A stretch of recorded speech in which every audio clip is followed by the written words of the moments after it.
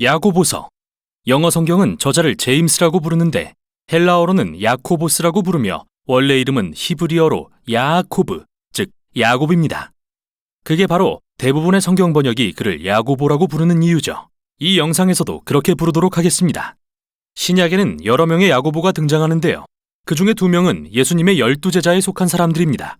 그러나 이 서신은 예수님의 형제로 알려진 야고보가 기록한 것으로서 그에 대한 이야기는 사도행전과 바울 서신들에서 찾아볼 수 있습니다. 베드로가 새로운 교회들을 개척하기 위해 예루살렘을 떠난 후 예수님의 형제 야고보는 메시아, 곧 그리스도를 믿는 유대인들로 구성된 예루살렘 모교회의 지도자로 부상합니다.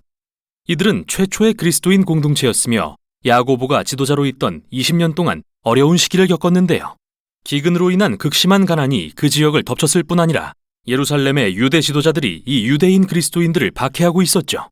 하지만 야고보는 이 모든 걸 이겨내고 예루살렘 교회의 기둥으로 인정받았고 비참하게 살해되는 날까지 지혜와 용기를 발휘해 평화를 이룬 지도자로도 알려졌습니다. 우리는 이 책을 통해 짧고도 매우 강력한 글 속에 응축된 야고보의 가르침과 지혜의 유산을 접하게 됩니다.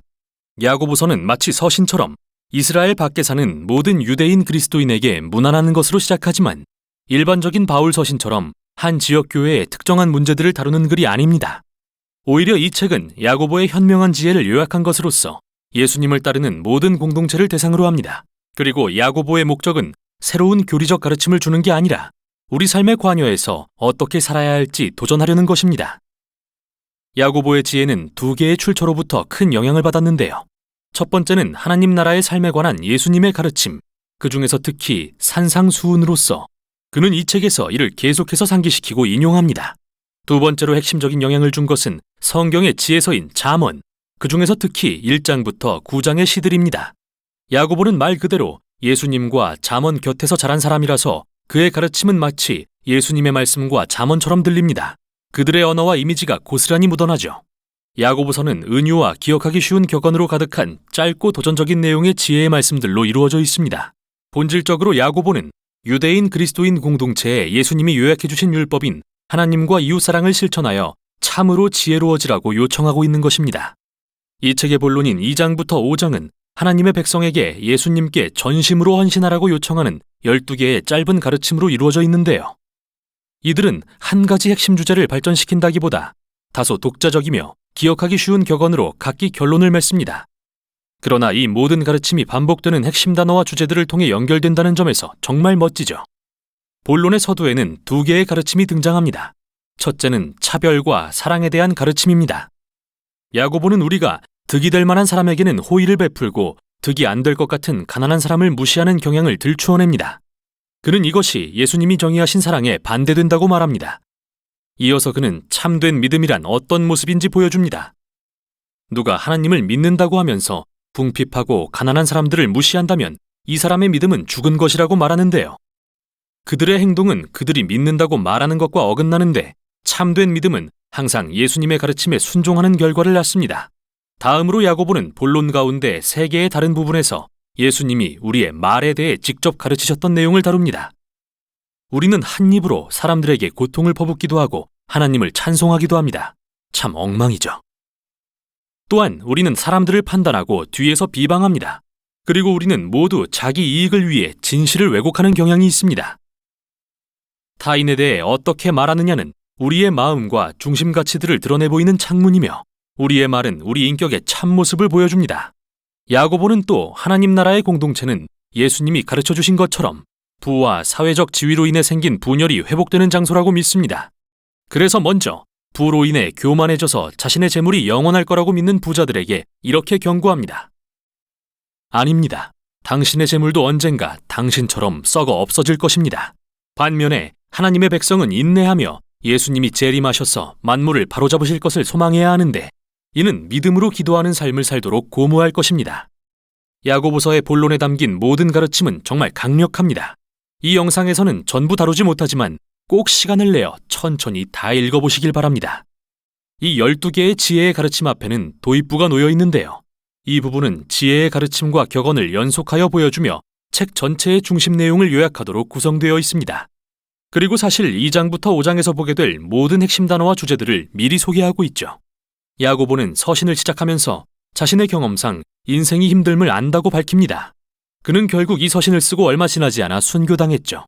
하지만 그는 인생의 시련과 환난이 실은 인내를 만들어내어 우리의 인격을 형성하는 역설적인 선물이라는 것을 믿습니다. 하나님은 고난 가운데 우리 안에서 놀라운 일을 행하시며 우리가 완전해지도록 도우시는 분입니다. 여기서 완전이라는 말은 야고보에게 정말 중요한데요. 이 책에서 7번을 반복하고 있죠. 성경 히브리어와 헬라어에서 이 말은 온전함을 가리키며 우리의 행동이 우리가 예수님께 받은 가치와 믿음과 언제나 일치하는 완전히 통합된 삶을 사는 것을 의미합니다. 야고보는 사실 우리 대부분이 균열된 채로 모순이 가득한 인격을 안고 산다는 것을 압니다. 우리 모두 인정하고 싶은 것보다 더 손상된 상태라는 것을요. 그러나 하나님은 깨어진 사람들을 완전케 하는 회복의 임무를 수행 중이시며 이 일은 자신의 환난을 새로운 관점으로 바라보는 지혜로부터 시작됩니다. 하나님은 그분의 성품을 의심하지 않고 믿음으로 구하는 사람들에게 이 지혜를 아낌없이 주실 것입니다. 그리고 우리가 하나님 앞에서 겸손히 자기 위치를 깨달을 때 염려와 신뢰 중 하나를 선택해야 하는데요. 참된 지혜란 내 형편과 상관없이 하나님의 선하심을 믿기로 선택하는 것을 의미합니다. 야고보는 그러므로 만일 가난이 당신의 삶을 시련으로 내몬다면 그것이 하나님만을 신뢰하게 만드는 선물이라고 여기라고 말합니다. 그뿐만 아니라 재물은 여름의 열기에 사라지고 마는 들꽃처럼 덧없는 것이죠. 따라서 시련을 겪을 때 하나님을 원망하지 마십시오. 오히려 당신의 형편을 통해 예수님이 가르쳐주신 하나님의 너그러우신 성품을 배우십시오. 그분은 고통 중에 우리를 만나주시는 믿을 수 있는 분입니다. 또한 예수님을 통해 새 생명을 주셔서 우리로 아버지에 대한 전적인 신뢰로 고난을 마주할 수 있는 새 사람이 되게 하신 분이십니다. 예수님이 그러셨듯이요. 그리고 이 새 사람은 우리가 하나님의 말씀을 듣기만 하는 게 아니라 그대로 행할 때 경험할 수 있습니다. 야고보는 여기서 하나님의 말씀을 자유롭게 하는 완전한 율법이라고 부르는데 이는 예수님을 통해 우리에게 주어진 율법의 가장 큰 계명, 즉 우리를 자유롭게 하사 하나님과 이웃을 사랑하게 하신 말씀을 가리키죠. 또 야고보는 그 사랑의 구체적인 모습을 제시하는데요. 그것은 다른 이들에게 친절과 사랑으로 말하는 것, 가난한 자들을 섬기는 것, 하나님께만 전심으로 헌신하는 삶을 사는 것을 의미합니다. 이처럼 도입부에는 2장부터 5장에서 더 깊이 살펴보게 될 12가지 가르침의 모든 핵심 단어와 주제들이 담겨 있는 것을 알 수 있습니다. 이 책은 야고보가 예수님과 잠언의 지혜에 몰두해서 얻은 그의 지혜를 우리에게 선사하는 멋진 선물이자 예수님을 따르기 원하는 이들에게 일침을 놓는 아름답고 정교한 글입니다. 이게 바로 야고보서가 전하는 내용입니다.